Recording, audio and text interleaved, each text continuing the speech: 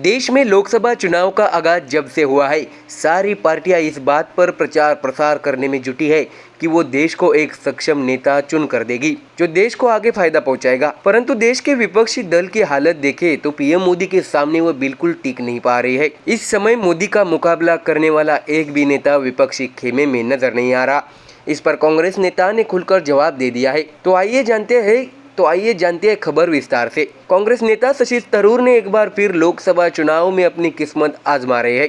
कांग्रेस के लिए प्रचार करते वक्त उनसे एक सवाल पूछा गया। इस बात से उन्हें बहुत आश्चर्य हुआ कि क्या प्रधानमंत्री नरेंद्र मोदी का कोई विकल्प है। थरूर से किया गया ऐसा सीधा सवाल सुनते ही उन्होंने ऐसी किसी बात से इनकार कर दिया।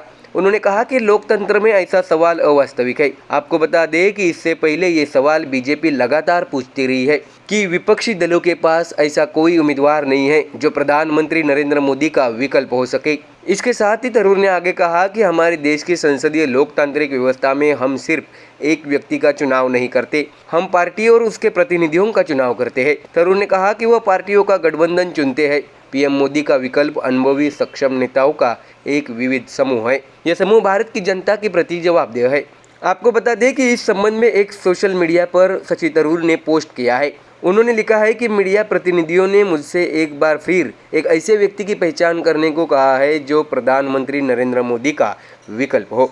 संसदीय प्रणाली में यह प्रश्न अप्रासंगिक है। हम किसी व्यक्ति का चुनाव नहीं कर रहे हैं, बल्कि एक पार्टी या पार्टियों के गठबंधन का चुनाव कर रही है जो सिद्धांतों और दृढ़ विश्वासों के एक समूह का प्रतिनिधित्व करता है, जो भारत की विविधता, बहुलवाद और समावेशी विकास को संरक्षित करने के लिए अमूल्य है। उन्होंने ये भी लिखा है कि मोदी का विकल्प अनुभवी सक्षम नेताओं का एक समूह है जो लोगों के समस्याओं के प्रति उत्तरदायी होगा और व्यक्तिगत अहंकार से प्रेरित नहीं होगा।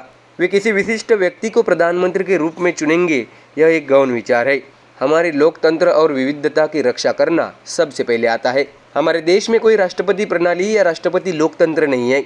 हम पार्टी के नेताओं का चुनाव करते हैं। यह वह पार्टी है, वह समूह है जो देश की विविधता, संस्कृति का सम्मान करते हुए सर्वसमावेशी विकास की दिशा में आगे बढ़ता है।